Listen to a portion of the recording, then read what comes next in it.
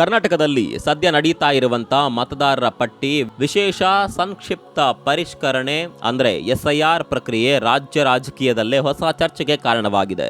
ಲಕ್ಷಾಂತರ ಮತದಾರರ ಹೆಸರುಗಳು ಪರಿಶೀಲನೆಗೆ ಒಳಪಟ್ಟಿದ್ದು ಸಾರ್ವಜನಿಕರಲ್ಲಿ ಆತಂಕವೂ ಹೆಚ್ಚಾಗಿದೆ. ಕರ್ನಾಟಕದ ಒಟ್ಟು 5.54 ಕೋಟಿ ಮತದಾರರ ಪೈಕಿ ಸುಮಾರು 45 ಲಕ್ಷಕ್ಕೂ ಅಧಿಕ ಮತದಾರರ ಹೆಸರುಗಳು ಮತದಾರರ ಪಟ್ಟಿಯಿಂದ ಶಾಶ್ವತವಾಗಿ ಹೊರಹೋಗುವ ಸಾಧ್ಯತೆ ಇದೆ. ಹಾಗಾದ್ರೆ ನಿಮ್ಮ ವೋಟರ್ ಐಡಿಯು ಡಿಲೀಟ್ ಆಗಲಿದೆಯೇ? ಯಾರ್ಯಾರ ಹೆಸರುಗಳನ್ನ ಪಟ್ಟಿಯಿಂದ ತೆಗೆದುಹಾಕಲಾಗ್ತಾ ಇದೆ? ನಿಮ್ಮ ಹೆಸರನ್ನ ಮತ್ತೆ ಸೇರಿಸಿಕೊಳ್ಳಲು ಚುನಾವಣಾ ಆಯೋಗ ನೀಡಿರುವ ಮಾರ್ಗಸೂಚಿಗಳೇನು? ಬೆಂಗಳೂರಿನಲ್ಲೇ ಯಾಕೆ ಅತಿ ಹೆಚ್ಚು ಹೆಸರುಗಳು ಡಿಲೀಟ್ ಆಗ್ತಾ ಇವೆ? ಎಲ್ಲವನ್ನ ತೋರಿಸ್ತೀವಿ ಸ್ನೇಹಿತರೆ. ನಮಸ್ಕಾರ. ಚರಿತ್ರೆ ಮತ್ತೊಂದು ವಿಡಿಯೋಗೆ ನಿಮಗೆಲ್ಲ ಪ್ರೀತಿಯ ಸ್ವಾಗತ.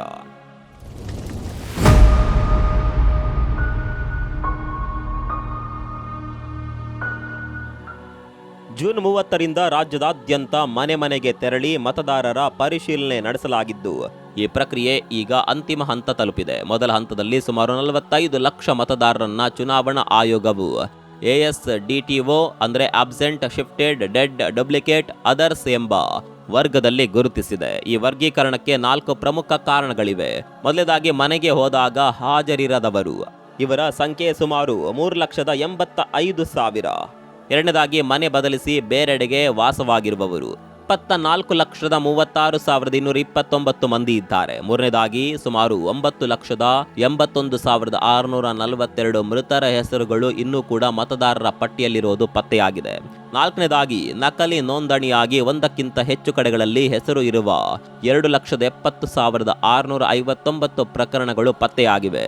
ಇನ್ನು ಇತರೆ ವರ್ಗದಲ್ಲಿ ಅರ್ಜಿಗೆ ಸಹಿ ಹಾಕಲು ನಿರಾಕರಿಸಿದವರು ಸೇರಿದಂತೆ 12,930 ಮಂದಿ ಈ ವರ್ಗಕ್ಕೆ ಸೇರಿದ್ದಾರೆ. ಈ ಎಲ್ಲರನ್ನ ಸೇರಿಸಿದ್ರೆ ಒಟ್ಟು ಸುಮಾರು 44,84,000ದಿಂದ 45,02,000 ಮತದಾರರು ಪಟ್ಟಿಯಿಂದ ಕೈ ಬಿಡುವ ಸಾಧ್ಯತೆ ಇದೆ. ಸ್ನೇಹಿತರೆ, ಇಡೀ ರಾಜ್ಯದಲ್ಲೇ ಬೆಂಗಳೂರಿನ ಪರಿಸ್ಥಿತಿ ವಿಭಿನ್ನವಾಗಿದೆ. ಗ್ರೇಟರ್ ಬೆಂಗಳೂರು ವ್ಯಾಪ್ತಿಯಲ್ಲಿ ಮಾತ್ರ ಸುಮಾರು 23,84,132 ಮತದಾರರನ್ನ ASDTO ಪಟ್ಟಿಗೆ ಸೇರಿಸಲಾಗಿದೆ. ಅಂದರೆ ರಾಜ್ಯದ ಒಟ್ಟು ASDTO ಪ್ರಕರಣಗಳಲ್ಲಿ ಅರ್ಧಕ್ಕಿಂತ ಹೆಚ್ಚು ಬೆಂಗಳೂರಿನದ್ದೇ ಆಗಿದೆ.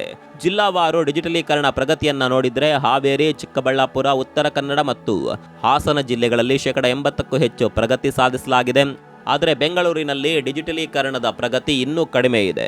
ಬೆಂಗಳೂರು ದಕ್ಷಿಣದಲ್ಲಿ ಕೇವಲ 24%, ಬೆಂಗಳೂರು ಸೆಂಟ್ರಲ್ನಲ್ಲಿ 28% ಹಾಗೂ ಬೆಂಗಳೂರು ಉತ್ತರದಲ್ಲಿ 30% ಮಾತ್ರ ಡಿಜಿಟಲೀಕರಣ ಪ್ರಗತಿಯಾಗಿದೆ. ಇದರ ನಡುವೆ ವಿಜಯನಗರ ಮತ್ತು ಬೊಮ್ಮನಹಳ್ಳಿ ಕ್ಷೇತ್ರಗಳಲ್ಲಿ ಸ್ಥಳ ಪರಿಶೀಲನೆ ನಡೆಸದೆ ಮತದಾರರ ಹೆಸರುಗಳನ್ನು ಕೈಬಿಡಲಾಗಿದೆ ಎಂಬ ಆರೋಪಗಳು ಕೇಳಿಬಂದಿವೆ. ಈ ಕುರಿತು ಪ್ರತಿಕ್ರಿಯಿಸಿದ ರಾಜ್ಯ ಮುಖ್ಯ ಚುನಾವಣಾಧಿಕಾರಿ ವಿ ಅಲೋಕ್ ಕುಮಾರ್, ಮನೆ ಪರಿಶೀಲನೆ ನಡೆಸದೆ ಯಾರ ಹೆಸರನ್ನ ಕೂಡ ತೆಗೆದುಹಾಕಿಲ್ಲ. BLOಗಳು ಹಾಗೂ ರಾಜಕೀಯ ಪಕ್ಷಗಳ BLAಗಳ ಸಮ್ಮುಖದಲ್ಲೇ ಪರಿಶೀಲನೆ ನಡೆಸಲಾಗಿದೆ ಅಂತ ಸ್ಪಷ್ಟಪಡಿಸಿದ್ದಾರೆ. ಹಾಗಾದ್ರೆ ಯಾವ ರೀತಿಯ ಮುಂಜಾಗ್ರತಾ ಕ್ರಮಗಳನ್ನ ತೆಗೆದುಕೊಳ್ಳಬೇಕು ಅನ್ನುವ ಪ್ರಶ್ನೆ ನಿಮ್ಮ ಮನಸ್ಸಿನಲ್ಲಿ ಮೂಡಿರಬಹುದು. ಒಂದು ವೇಳೆ ನೀವು ಈಗಾಗಲೇ ವಾಸ ಮಾಡುತ್ತಿರುವ ಮನೆಯನ್ನ ಬಿಟ್ಟು ಶಾಶ್ವತವಾಗಿ ಬೇರೆ ಕಡೆಗೆ ಸ್ಥಳಾಂತರಗೊಂಡಿದ್ರೆ ನಿಮ್ಮ ಹಳೆಯ ವಿಳಾಸದ ಎನ್ಯುಮರೇಷನ್ ಅರ್ಜಿಯನ್ನ ಸಲ್ಲಿಸಬಾರದು. ಅಂತಹ ಸಂದರ್ಭದಲ್ಲಿ ಆ ವಿಳಾಸದಲ್ಲಿದ್ದ ನಿಮ್ಮ ಹೆಸರು ಮತದಾರರ ಪಟ್ಟಿಯಿಂದ ಕೈ ಬಿಡಲಾಗುತ್ತೆ. ಕರಡು ಮತದಾರರ ಪಟ್ಟಿ ಪ್ರಕಟವಾದ ನಂತರ ಆಗಸ್ಟ್ 17ರಿಂದ ಅಕ್ಟೋಬರ್ 15ರವರೆಗೆ ಆನ್ಲೈನ್ ಅಥವಾ ಆಫ್ಲೈನ್ ಮೂಲಕ ಫಾರ್ಮ್ 6 ಸಲ್ಲಿಸುವ ಮೂಲಕ ನಿಮ್ಮ ಹೆಸರನ್ನ ಹೊಸ ಮತದಾರರ ಪಟ್ಟಿಗೆ ಸೇರಿಸಿಕೊಳ್ಳಬಹುದು. ಒಂದು ವೇಳೆ ಎನ್ಯುಮರೇಷನ್ ಅರ್ಜಿ ನೀಡುವ ಸಂದರ್ಭದಲ್ಲಿ ನೀವು ಮನೆಯಲ್ಲಿ ಲಭ್ಯವಿಲ್ಲದಿದ್ದರೆ ನಿಮ್ಮ ಕುಟುಂಬದ ಯಾವುದೇ ವಯಸ್ಕ ಸದಸ್ಯರು ನಿಮ್ಮ ಪರವಾಗಿ ಸಹಿ ಮಾಡಿ ಅರ್ಜಿಯನ್ನ BLO ಅವರಿಗೆ ನೀಡಬಹುದು ಎಂದು ಚುನಾವಣಾ ಆಯೋಗ ಸ್ಪಷ್ಟಪಡಿಸಿದೆ. ಇನ್ನು ಕರ್ತವ್ಯ ನಿರ್ವಹಣೆಯ ವೇಳೆ 12 BLOಗಳ ಸಾವು. ವಿಶೇಷ ಸಂಕ್ಷಿಪ್ತ ಪರಿಷ್ಕರಣೆ ಪ್ರಕ್ರಿಯೆ ಎಷ್ಟು ವ್ಯಾಪಕವಾಗಿ ನಡೆಯುತ್ತಿದೆ ಅಂದರೆ ಮನೆ ಮನೆಗೆ ತೆರಳಿ ಮಾಹಿತಿ ಸಂಗ್ರಹಿಸುವ ವೇಳೆ 12 BLOಗಳು ಹೃದಯಾಘಾತ, ರಸ್ತೆ ಅಪಘಾತ ಸೇರಿದಂತೆ ವಿವಿಧ ಕಾರಣಗಳಿಂದ ಕರ್ತವ್ಯ ನಿರ್ವಹಣೆಯಲ್ಲಿಯೇ ಮೃತಪಟ್ಟಿದ್ದಾರೆ. ಚುನಾವಣಾ ಇಲಾಖೆ ಮೃತ ಅಧಿಕಾರಿಗಳಿಗೆ ಶ್ರದ್ಧಾಂಜಲಿ ಸಲ್ಲಿಸಿದ್ದು ಅವರ ಸ್ಥಾನಕ್ಕೆ ತಕ್ಷಣವೇ ಹೊಸ BLOಗಳನ್ನು ನೇಮಕ ಮಾಡಿ ಅರ್ಜಿಗಳ ಪರಿಶೀಲನೆ ಹಾಗೂ ಸಹಿ ಪ್ರಕ್ರಿಯೆಯನ್ನ ನಿರಂತರವಾಗಿ ಮುಂದುವರಿಸಿದೆ. ಪ್ರಸ್ತುತ ರಾಜ್ಯದ 5.54 ಕೋಟಿ ಮತದಾರರ ಪೈಕಿ ಸುಮಾರು 3.5 ಕೋಟಿ ಅರ್ಜಿಗಳ ಡಿಜಿಟಲೀಕರಣ ಪೂರ್ಣಗೊಂಡಿದ್ದು, ಉಳಿದ ಸುಮಾರು 1.5 ಕೋಟಿ ಅರ್ಜಿಗಳ ಕೆಲಸವನ್ನ ಮುಂದಿನ 17 ದಿನಗಳಲ್ಲಿ ನಿಗದಿತ ಸಮಯದೊಳಗೆ ಪೂರ್ಣಗೊಳಿಸಲಾಗುವುದು ಎಂದು ಚುನಾವಣಾ ಆಯೋಗ ತಿಳಿಸಿದೆ. ಸ್ನೇಹಿತರೆ, ರಾಜ್ಯದ ಪ್ರಜಾಪ್ರಭುತ್ವದ ಯಶಸ್ಸಿಗೆ ಪ್ರತಿಯೊಬ್ಬ ಅರ್ಹ ನಾಗರಿಕನ ಮತವು ಅಮೂಲ್ಯವಾಗಿದೆ. ಕರ್ನಾಟಕದಲ್ಲಿ ನಡೀತಾ ಇರುವ ಮತದಾರರ ಪಟ್ಟಿ ವಿಶೇಷ ಸಂಕ್ಷಿಪ್ತ ಪರಿಷ್ಕರಣೆ ಪ್ರಕ್ರಿಯೆ ಮತದಾರರ ಪಟ್ಟಿಯನ್ನು ಮತ್ತಷ್ಟು ನಿಖರಗೊಳಿಸುವ ಉದ್ದೇಶದಿಂದ ನಡೀತಾ ಇದೆ. ಸುಮಾರು 45ಕ್ಕೂ ಹೆಚ್ಚು ಮತದಾರರ ಹೆಸರುಗಳು ಪಟ್ಟಿಯಿಂದ ಹೊರಗುಳಿಯುವ ಸಾಧ್ಯತೆ ಇದ್ದರೂ ಸಾರ್ವಜನಿಕರು ಆತಂಕ ಪಡುವ ಅಗತ್ಯವಿಲ್ಲ. ಪ್ರಸ್ತುತ ಡಿಜಿಟಲೀಕರಣ ಹಾಗೂ ಪರಿಶೀಲನಾ ಪ್ರಕ್ರಿಯೆ ನಡೀತಾ ಇದ್ದು, ಉಳಿದ ಅರ್ಜಿಗಳ ಪರಿಶೀಲನೆಯನ್ನ ನಿಗದಿತ ಸಮಯದೊಳಗೆ ಪೂರ್ಣಗೊಳಿಸಲು ಚುನಾವಣಾ ಆಯೋಗ ಕ್ರಮ ಕೈಗೊಂಡಿದೆ. ಪ್ರಜಾಪ್ರಭುತ್ವದಲ್ಲಿ ಪ್ರತಿಯೊಬ್ಬ ಅರ್ಹ ಮತದಾರನಿಗೂ ತನ್ನ ಮತದಾನದ ಹಕ್ಕನ್ನು ಉಳಿಸಿಕೊಳ್ಳಲು ಸಾಕಷ್ಟು ಅವಕಾಶ ನೀಡಲಾಗಿದೆ. ಸ್ನೇಹಿತರೆ, ಮತದಾರರ ಪಟ್ಟಿಯಲ್ಲಿ ನಿಮ್ಮ ಹೆಸರು ಇದೆಯೇ ಅನ್ನೋದನ್ನ ಪರಿಶೀಲಿಸಿಕೊಳ್ಳೋದು ಪ್ರತಿಯೊಬ್ಬ ನಾಗರಿಕನ ಜವಾಬ್ದಾರಿಯಾಗಿದೆ. ಚುನಾವಣೆ ಹತ್ತಿರಕ್ಕೆ ಬಂದಾಗ ಮಾತ್ರ ಹೆಸರು ಪರಿಶೀಲಿಸುವ ಬದಲು ಈಗಲೇ ನಿಮ್ಮ ವಿವರಗಳನ್ನು ಖಚಿತಪಡಿಸಿಕೊಳ್ಳೋದು ಉತ್ತಮ. ಮತದಾರರ ಪಟ್ಟಿಯಲ್ಲಿ ಹೆಸರು ಇಲ್ಲದಿದ್ದರೆ ನಿಮ್ಮ ಬಳಿ ವೋಟರ್ ID ಕಾರ್ಡ್ ಇದ್ದರೂ ಮತ ಚಲಾಯಿಸಲು ಸಾಧ್ಯವಾಗುವುದಿಲ್ಲ. ಇದನ್ನ ಹಲವರು ಗಮನಿಸೋದಿಲ್ಲ. ಆದ್ದರಿಂದ ಮತದಾರರ ಪಟ್ಟಿಯಲ್ಲಿರುವ ಹೆಸರು ಮತ್ತು ವೋಟರ್ ID ಎರಡೂ ಕೂಡ ಪ್ರತ್ಯೇಕವಾಗಿದ್ದು, ಎರಡರ ನಡುವಿನ ವ್ಯತ್ಯಾಸವನ್ನ ತಿಳಿದುಕೊಳ್ಳೋದು ಮುಖ್ಯ. ವೋಟರ್ ID ಅನ್ನೋದು ನಿಮ್ಮ ಗುರುತಿನ ಚೀಟಿ ಮಾತ್ರ. ಆದರೆ ಮತದಾನದ ದಿನ ನೀವು ಮತ ಚಲಾಯಿಸಬೇಕಾದ್ರೆ ನಿಮ್ಮ ಹೆಸರು ಅಂತಿಮ ಮತದಾರರ ಪಟ್ಟಿಯಲ್ಲಿ ಕಡ್ಡಾಯವಾಗಿ ಇರಬೇಕು.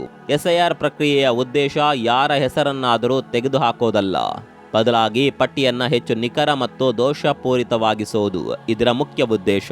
ಹಲವು ವರ್ಷಗಳಿಂದ ಮೃತಪಟ್ಟವರ ಹೆಸರು, ಬೇರೆ ಊರು ಅಥವಾ ರಾಜ್ಯಕ್ಕೆ ಶಾಶ್ವತವಾಗಿ ಸ್ಥಳಾಂತರಗೊಂಡವರ ಹೆಸರು, ಒಂದಕ್ಕಿಂತ ಹೆಚ್ಚು ಕ್ಷೇತ್ರಗಳಲ್ಲಿ ನೋಂದಾಯಿಸಿಕೊಂಡವರ ಹೆಸರು ಸೇರಿದಂತೆ ಹಲವು ರೀತಿಯ ದೋಷಗಳು ಮತದಾರರ ಪಟ್ಟಿಯಲ್ಲಿ ಕಂಡುಬರುತ್ತವೆ.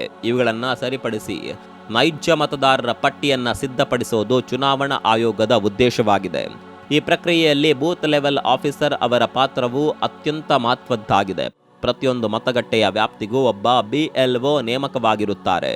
ಅವರು ಮನೆ ಮನೆಗೆ ಭೇಟಿ ನೀಡಿ ಆ ಕುಟುಂಬದ ಮತದಾರರ ಮಾಹಿತಿ ಸಂಗ್ರಹಿಸುತ್ತಾರೆ. ಇದೇ ಮಾಹಿತಿಯ ಆಧಾರದ ಮೇಲೆ ಮತದಾರರ ಪಟ್ಟಿಯನ್ನ ಪರಿಷ್ಕರಿಸಲಾಗುತ್ತೆ. ಒಂದು ವೇಳೆ BLO ನಿಮ್ಮ ಮನೆಗೆ ಬಂದಾಗ ನೀವು ಮನೆಯಲ್ಲಿ ಇಲ್ಲದಿದ್ದರೆ ಆತಂಕ ಪಡುವ ಅಗತ್ಯವಿಲ್ಲ. ನಿಮ್ಮ ಕುಟುಂಬದ ಯಾವುದೇ ವಯಸ್ಕ ಸದಸ್ಯರು ನಿಮ್ಮ ಪರವಾಗಿ ಮಾಹಿತಿ ನೀಡಿ ಅಗತ್ಯವಿದ್ದರೆ ಸಹಿ ಮಾಡಿ ಅರ್ಜಿಯನ್ನ ಸಲ್ಲಿಸಬಹುದು. ಇದರಿಂದ ನಿಮ್ಮ ಹೆಸರು ಪಟ್ಟಿಯಿಂದ ಕೈಬಿಡುವ ಸಾಧ್ಯತೆ ಕಡಿಮೆ ಆಗುತ್ತೆ. ಹಲವರು ಉದ್ಯೋಗ, ಶಿಕ್ಷಣ ಅಥವಾ ವೈಯಕ್ತಿಕ ಕಾರಣಗಳಿಂದ ಬೇರೆ ನಗರ ಅಥವಾ ಜಿಲ್ಲೆಗೆ ಶಾಶ್ವತವಾಗಿ ಸ್ಥಳಾಂತರಗೊಳ್ಳುತ್ತಾರೆ. ಅಂತವರು ತಮ್ಮ ಹೊಸ ವಿಳಾಸದಲ್ಲಿ ಮತದಾರರಾಗಿ ನೋಂದಾಯಿಸಿಕೊಳ್ಳುವುದು ಅಗತ್ಯ. ಹಳೆಯ ವಿಳಾಸದಲ್ಲಿಯೂ ಹೆಸರು ಉಳಿದು ಹೊಸ ಸ್ಥಳದಲ್ಲಿಯೂ ಹೆಸರು ಸೇರಿಸುವಂತಿಲ್ಲ. ಒಬ್ಬ ವ್ಯಕ್ತಿಗೆ ಒಂದು ಮತ ಎಂಬ ಪ್ರಜಾಪ್ರಭುತ್ವದ ತತ್ವವನ್ನ ಕಾಪಾಡಲು ಈ ಕ್ರಮ ಕೈಗೊಳ್ಳಲಾಗುತ್ತೆ. ಒಂದು ವೇಳೆ ನಿಮ್ಮ ಹೆಸರು ಕರಡು ಮತದಾರರ ಪಟ್ಟಿಯಲ್ಲಿ ಇಲ್ಲದಿದ್ದರೆ ಅಥವಾ ತಪ್ಪಾಗಿ ಕೈ ಬಿಡಲಾಗಿದ್ದರೆ ಆತಂಕ ಪಡುವ ಅಗತ್ಯವಿಲ್ಲ. ನಿಗದಿತ ಅವಧಿಯೊಳಗೆ ಫಾರ್ಮ್ 6 ಮೂಲಕ ಹೊಸದಾಗಿ ಹೆಸರು ಸೇರಿಸಲು ಅರ್ಜಿ ಸಲ್ಲಿಸಬಹುದು. ಅದೇ ರೀತಿ ಹೆಸರು, ವಿಳಾಸ, ಜನ್ಮ ದಿನಾಂಕ, ಲಿಂಗ ಅಥವಾ ಇತರೆ ವಿವರಗಳಲ್ಲಿ ತಪ್ಪಿದ್ದರೆ ಅವುಗಳನ್ನು ತಿದ್ದುಪಡಿ ಮಾಡಿಸಿಕೊಳ್ಳುವ ಅವಕಾಶವೂ ಇದೆ. ಸ್ನೇಹಿತರೆ, ಹೆಸರು ಸೇರಿಸಲು ಅಥವಾ ತಿದ್ದುಪಡಿ ಮಾಡಿಸಲು ಕೆಲವು ದಾಖಲೆಗಳು ಅಗತ್ಯವಾಗಬಹುದು. ಸಾಮಾನ್ಯವಾಗಿ ಆಧಾರ್ ಕಾರ್ಡ್, ವಿಳಾಸದ ಪುರಾವೆ, ಜನ್ಮ ದಿನಾಂಕದ ದಾಖಲೆ, ವಿದ್ಯಾರ್ಹತಾ ಪ್ರಮಾಣ ಪತ್ರ ಅಥವಾ ಸರ್ಕಾರ ನೀಡಿರುವ ಇತರೆ ಗುರುತಿನ ದಾಖಲೆಗಳನ್ನು ಕೇಳಬಹುದು. ದಾಖಲೆಗಳು ಸ್ಪಷ್ಟವಾಗಿದ್ದರೆ ಅರ್ಜಿ ಪರಿಶೀಲನೆ ಸುಲಭವಾಗುತ್ತದೆ. ಇತ್ತೀಚಿನ ವರ್ಷಗಳಲ್ಲಿ ಚುನಾವಣಾ ಆಯೋಗ ಮತದಾರರ ಪಟ್ಟಿಯ ಡಿಜಿಟಲೀಕರಣಕ್ಕೂ ಹೆಚ್ಚಿನ ಆದ್ಯತೆ ನೀಡ್ತಾ ಇದೆ. ಇದರಿಂದ ಮಾಹಿತಿ ಪರಿಶೀಲನೆ ವೇಗವಾಗಿ ನಡೆಯೋದಲ್ಲದೆ ನಕಲಿ ಹೆಸರುಗಳನ್ನು ಪತ್ತೆ ಹಚ್ಚಬಹುದು. ಒಂದಕ್ಕಿಂತ ಹೆಚ್ಚು ಕಡೆಗಳಲ್ಲಿ ಹೆಸರು ಇರುವವರನ್ನ ಗುರುತಿಸುವುದು ಹಾಗೂ ದಾಖಲೆಗಳನ್ನು ಸಂರಕ್ಷಿಸುವುದು ಸುಲಭವಾಗುತ್ತಿದೆ. ಇನ್ನೊಂದು ಮುಖ್ಯ ವಿಷಯವೆಂದರೆ ಮತದಾರರ ಪಟ್ಟಿ ಪರಿಷ್ಕರಣೆ ಹೆಸರಿನಲ್ಲಿ ಬ್ಯಾಂಕ್ ಮಾಹಿತಿ ಅಥವಾ ವೈಯಕ್ತಿಕ ದಾಖಲೆಗಳನ್ನು ಕೇಳಿದ್ರೆ ಕೆಲ ವಂಚಕರು ನಕಲಿ ಕರೆಗಳು ಅಥವಾ ಸಂದೇಶಗಳನ್ನು ಕಳಿಸುವ ಸಾಧ್ಯತೆಯೂ ಇದೆ. ನಿಮ್ಮ ವೋಟರ್ ID ರದ್ದಾಗುತ್ತದೆ ಎಂದು ಹೇಳಿ OTP, ಬ್ಯಾಂಕ್ ಮಾಹಿತಿ ಅಥವಾ ವೈಯಕ್ತಿಕ ದಾಖಲೆಗಳನ್ನು ಕೇಳಿದರೆ ಯಾವುದೇ ಕಾರಣಕ್ಕೂ ನೀಡಬೇಡಿ. ಚುನಾವಣಾ ಆಯೋಗ ಅಥವಾ BLO ಎಂದಿಗೂ OTP ಅಥವಾ ಬ್ಯಾಂಕ್ ಮಾಹಿತಿಯನ್ನು ಕೇಳೋದಿಲ್ಲ. ಅಧಿಕೃತ ವೆಬ್ಸೈಟ್, ಅಧಿಕೃತ ಮೊಬೈಲ್ ಅಪ್ಲಿಕೇಶನ್ ಅಥವಾ BLO ಮೂಲಕವೇ ಮಾಹಿತಿ ಪಡೆಯಿರಿ. ಈ ವಿಶೇಷ ಪರಿಷ್ಕರಣೆ ಪ್ರಕ್ರಿಯೆ ಈಗಾಗಲೇ ಮತದಾರರಾಗಿರುವವರಿಗೆ ಮಾತ್ರವಲ್ಲ, ಹೊಸದಾಗಿ 18 ವರ್ಷ ಪೂರೈಸಿರುವ ಯುವಕರಿಗೂ ಇದು ಉತ್ತಮ ಅವಕಾಶವಾಗಿದೆ. ಮತದಾನದ ವಯಸ್ಸು ಪೂರ್ಣಗೊಂಡವರು ತಮ್ಮ ಹೆಸರನ್ನ ಮೊದಲ ಬಾರಿಗೆ ಮತದಾರರ ಪಟ್ಟಿಗೆ ಸೇರಿಸಿಕೊಳ್ಳಬಹುದು. ಯುವ ಮತದಾರರು ಹೆಚ್ಚಿನ ಸಂಖ್ಯೆಯಲ್ಲಿ ನೋಂದಾಯಿಸಿಕೊಂಡರೆ ಪ್ರಜಾಪ್ರಭುತ್ವ ಇನ್ನಷ್ಟು ಬಲಿಷ್ಠವಾಗುತ್ತೆ. ಪ್ರಜಾಪ್ರಭುತ್ವದಲ್ಲಿ ಪ್ರತಿಯೊಬ್ಬ ಮತದಾರನ ಮತವು ಸಮಾನ ಮೌಲ್ಯ ಹೊಂದಿದೆ. ಸರಿಯಾದ ಮತದಾರರ ಪಟ್ಟಿಯೇ ನ್ಯಾಯಸಮ್ಮತ ಮತ್ತು ಪಾರದರ್ಶಕ ಚುನಾವಣೆಗೆ ಅಡಿಪಾಯವಾಗಿದೆ. ಆದ್ದರಿಂದ ಚುನಾವಣಾ ಆಯೋಗ ನಡೆಸುತ್ತಿರುವ ಈ ವಿಶೇಷ SIR ಪ್ರಕ್ರಿಯೆಯಲ್ಲಿ ಸಾರ್ವಜನಿಕರು ಸಹಕರಿಸುವುದು ಅತ್ಯಗತ್ಯ. ನಿಮ್ಮ ಒಂದು ಮತ ದೇಶದ ಮತ್ತು ರಾಜ್ಯದ ಭವಿಷ್ಯವನ್ನು ನಿರ್ಧರಿಸುವ ಶಕ್ತಿಯನ್ನು ಹೊಂದಿದೆ. ಆದ್ದರಿಂದ ನಿಮ್ಮ ಮತದಾನದ ಹಕ್ಕನ್ನು ಯಾವುದೇ ಕಾರಣಕ್ಕೂ ಕಳೆದುಕೊಳ್ಳಬೇಡಿ. ಸ್ನೇಹಿತರೆ, SIR ಪ್ರಕ್ರಿಯೆ ಬಗ್ಗೆ ನಿಮ್ಮ ಅಭಿಪ್ರಾಯವೇನು? ತಪ್ಪದೆ ಕಾಮೆಂಟ್ ಮಾಡಿ ತಿಳಿಸಿ. ಮತ್ತೊಂದು ವಿಡಿಯೋದಲ್ಲಿ ಸಿಗೋಣ. ಅಲ್ಲಿವರೆಗೂ ನಮಸ್ಕಾರ.